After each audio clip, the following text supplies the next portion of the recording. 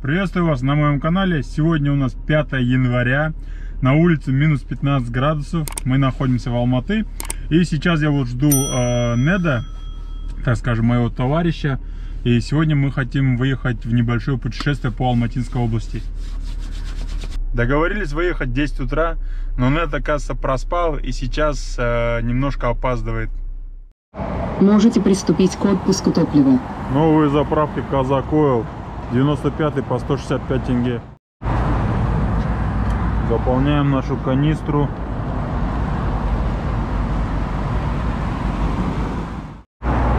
Заправили ровно 15 литров вот в эту канистру 15-литровую. Знакомьтесь, друзья, это Нед. Он опоздал, но приехал. Проспал немножко. Да. Строится новая развязка на выезде из города в сторону Кульджинской трассы.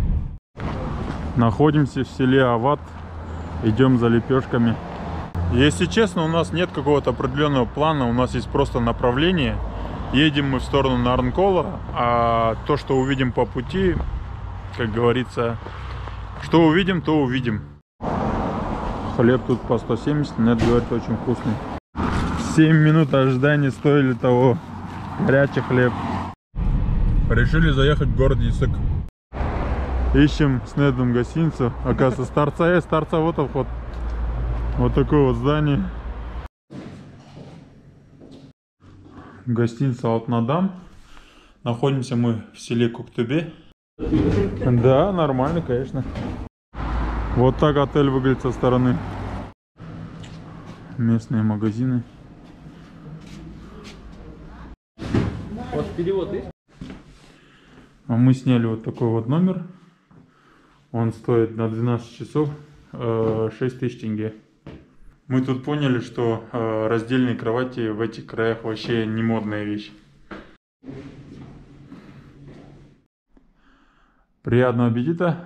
По всей видимости, местные отели заточены под парочек, и тут довольно-таки шумно, очень даже. Молодежь развлекается. Доброе утро! Сейчас на улице минус 12 градусов. Мы находимся в селе Коктубе и продолжаем наше путешествие. Выехали на Кульджинский тракт. Едем в сторону Шелека.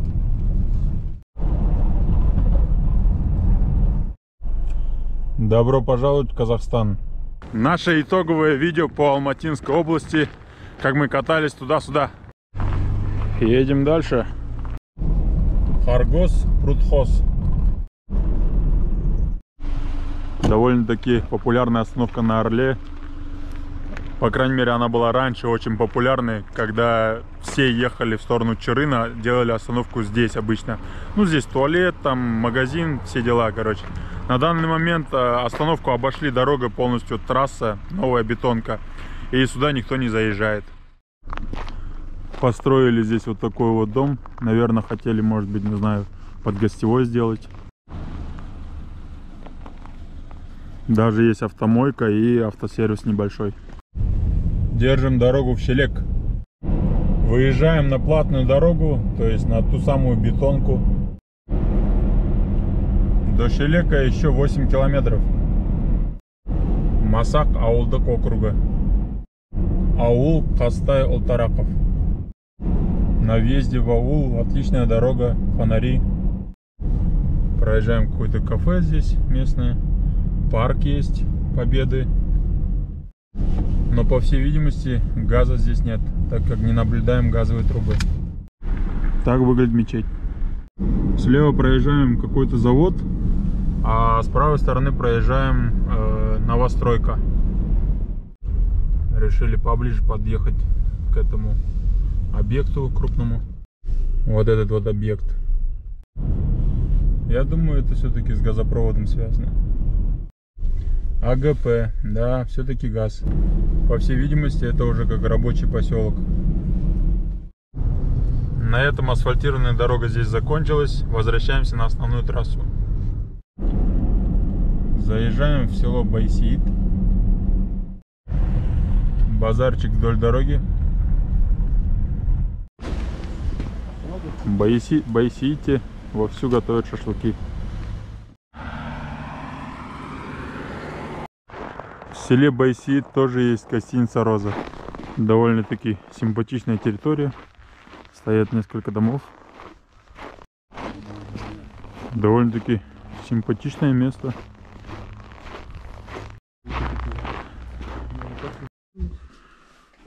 Комната 6000. Сказали, если бы нас было трое, то номер стоил бы 7000 тенге. Так как номер на троих. И еще гостиница за раз может принять более 30 человек. За селом Байсиит находится село Нура. И мы сейчас находимся здесь. Приехали в музей птиц. Жета казна. Вот такая здесь вот территория. К сожалению, оказывается, музей сейчас закрыт. Сказали, откроется к концу января. А так здесь есть птицы, есть тазлар есть. Потом сами музейные экспонаты. Вот, стоимость 500 тенге взрослый. И детский билет не уточнили, да, кажется?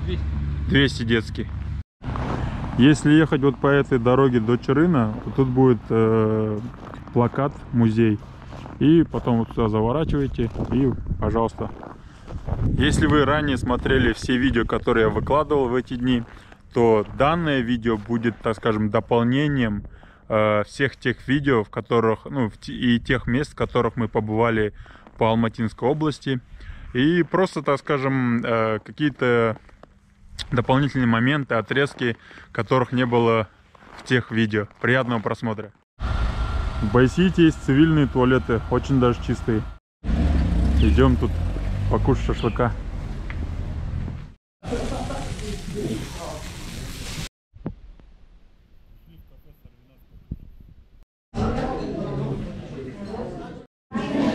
Баранина 350, утка по 400.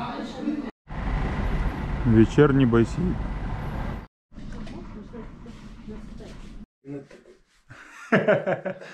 Все же сняли комнату в Байсиите. 6000 тенге, 12 часов оказывается. Я думал сутки. Но такие здесь правила.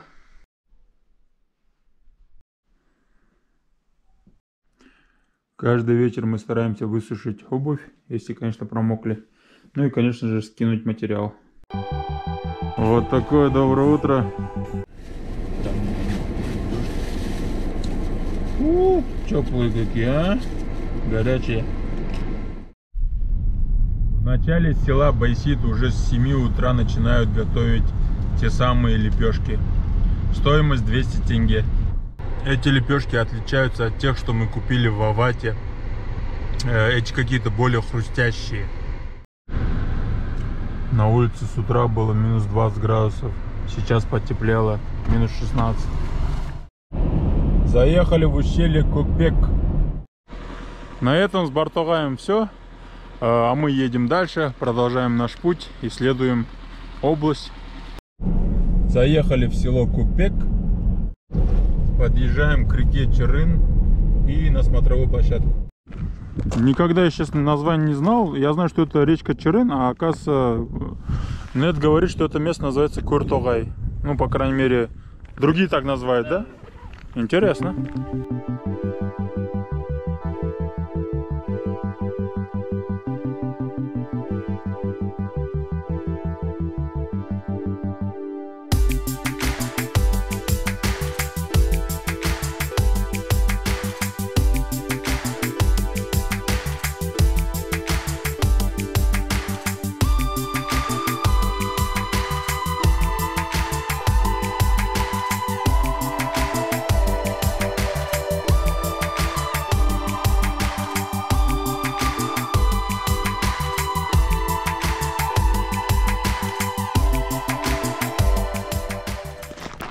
Ну что ж, едем дальше. Отличная новость. В сторону Кегена открыли новую дорогу. Почти прошли Кегенский перевал. Тут наверху уже лежит немножко снег на асфальте. Есть гололед небольшой. Состояние асфальта после перевала Кеген к селу Кеген в ужасном состоянии. Даже снег не помог, так скажем, залатать эти дыры, ямы, ухабы. Так что будьте аккуратнее. Заезжаем в село Киген. Мост через реку Киген. Заезжаем в Райымбекский район. Добрались до Саржаза. И тут, однако, не так холодно. На улице всего лишь минус 8 градусов. Надо купить кое-какие продукты. Заезжаем в село Карасас. Интересно, этой дороги летом не было в Тусколе. Оказывается, ремонтируют часть подъезд к поселку Тусколь. Ну а мы дальше едем. Едем вокруг озера Тусколь. Держим курс на Нарнкол. Из-за сильного ветра не получилось поснимать Тусколь сверху.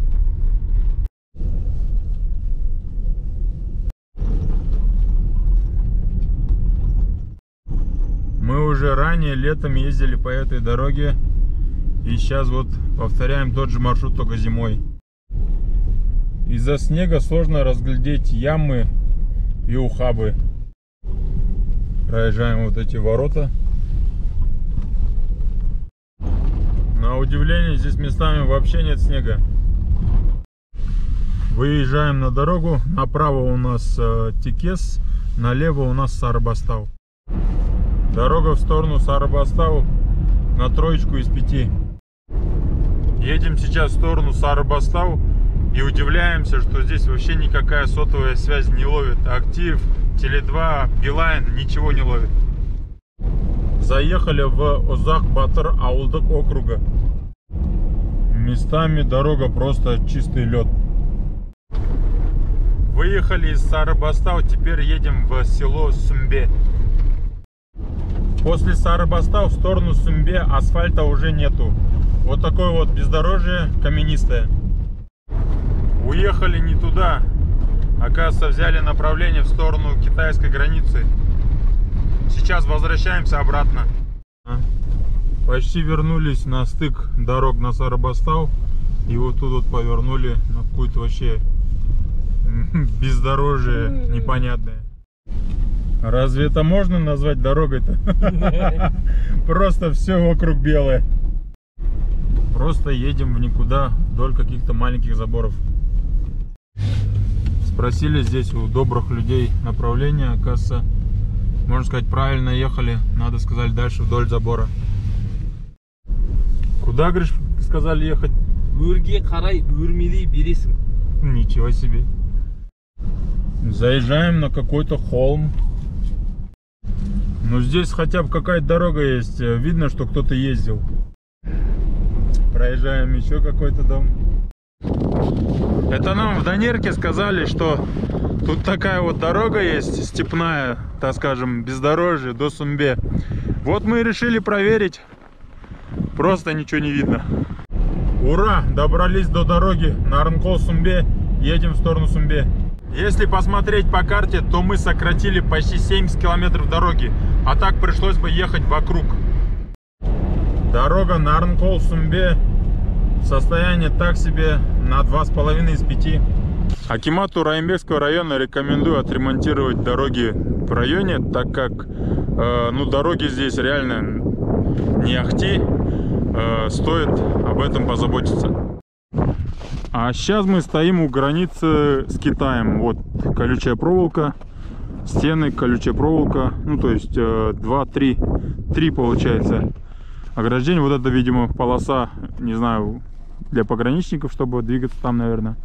Там тоже вон ходят ребята на лошадях, ездят. Там дом, я так понимаю, тоже сторона Китая.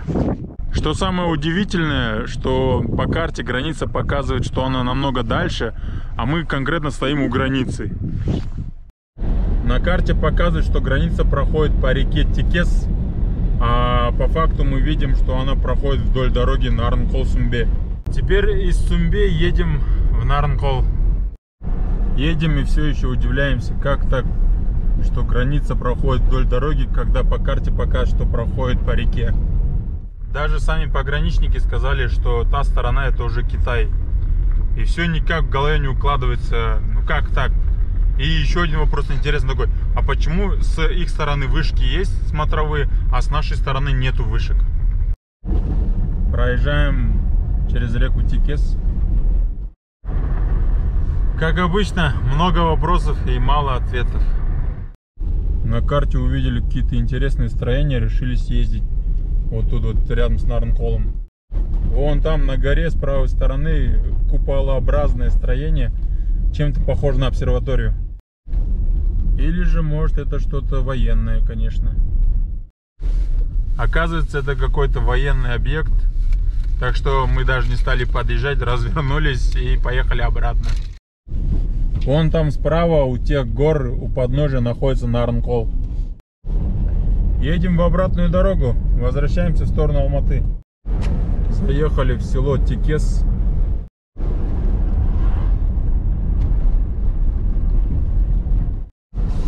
Подъезжаем к селу Кайнар. На заметку, из села Кайнар по ущелью реки Тикес начинается шикарный маршрут до водопада Тикес.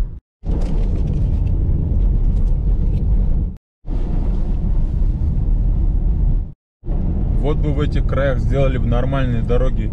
Такая красота вообще.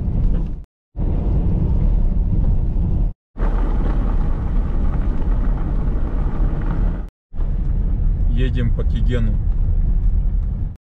Возвращаемся с Кигена в сторону Алматы. Сделали остановку на Кигенском перевале.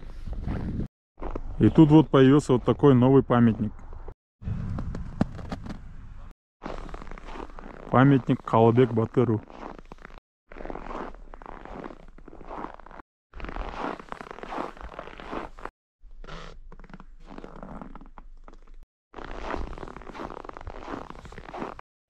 Обычно в летнее время на перевале здесь можно чай попить. Также можно купить кумыс, там курт. Вот. Кто-то здесь даже живет, как говорится. На улице всего минус 15, солнечно.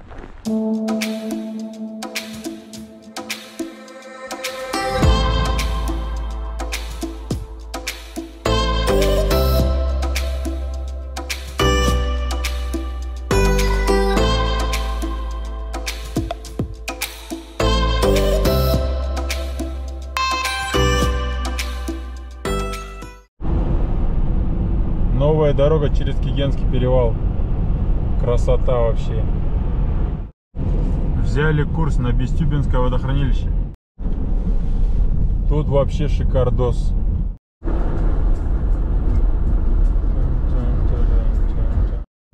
Уже начали подниматься немножко в горы. Выехали с Бестюбинского водохранилища. Едем в сторону села Кенсу. Спускаемся вниз. Кажется, это ущелье реки Кенсу. Стоит маленький знак налево Кенсу. Оказались вот в таком вот ущелье. Асфальтированной дороги в сторону Кенсу со стороны Бестюбинского водохранилища нет.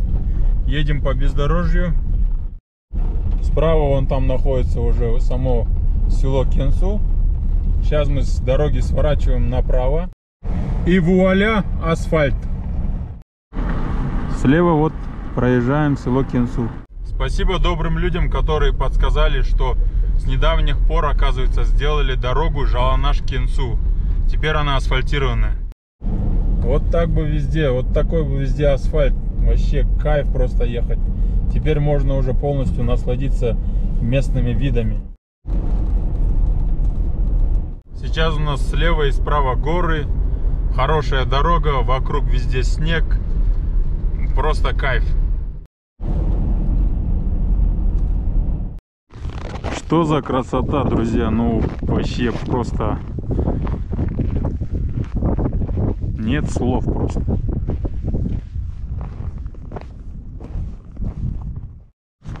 На карте пока что здесь речка протекает, называется Орта-Мерке. Видно, что здесь чистят дорогу, столько снега на обочину собрано. О, коровы. Как же здесь красиво-то, а? Проезжаем мост через реку. К сожалению, сложно передать всю эту красоту. Так что приезжайте лучше сюда. И нужно это увидеть своими глазами.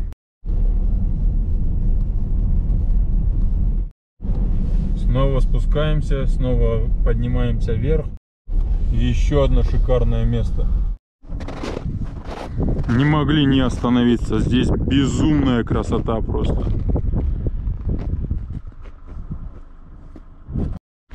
Дорога отличная, ехать одно удовольствие. По ущелью тоже протекает речка. Только название я, к сожалению, не знаю. На карте не написано тоже. Если кто-то знает, будьте добры, напишите об этом внизу в комментариях.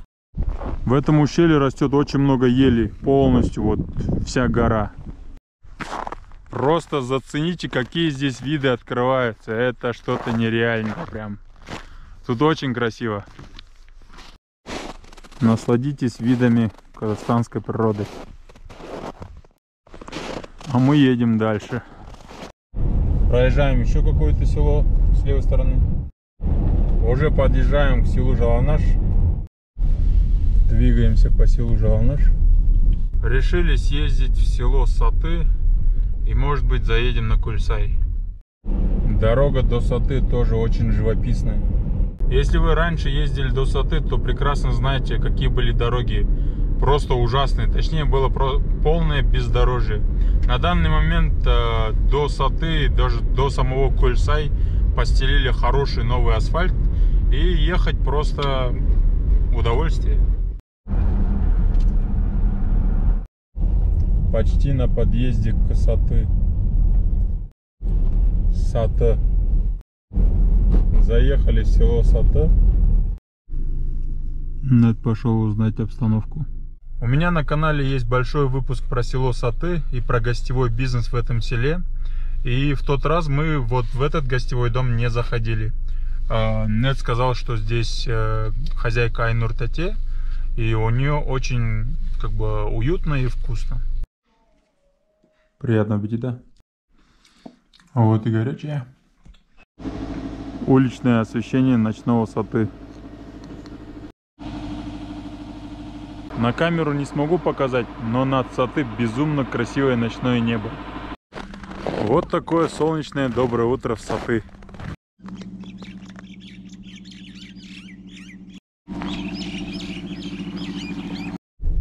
Выехали в сторону села Курметы. Едем в сторону Кульсай. Вот этого раньше не было. Остановились вдоль дороги на Кульсай.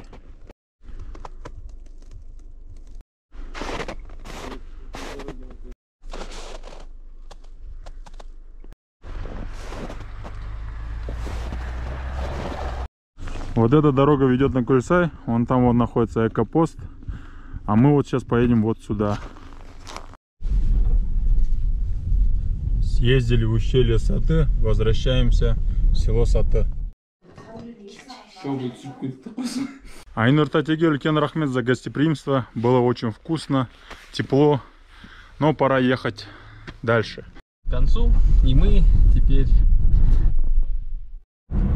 делаем почетный круг по Саты. Наши приключения по Алматинской области подходят к концу. И в этом видео можно будет увидеть моменты, которые не вошли в другие видео. Приятного просмотра. Возвращение домой. Едешь, и тут бац, бараны на дороге. Заезжаем в Алматы. Январское путешествие по Алматинской области закончилось. За 5 дней мы проехали чуть больше 1500 километров. Спасибо, до скорых встреч и пока-пока. Увидимся.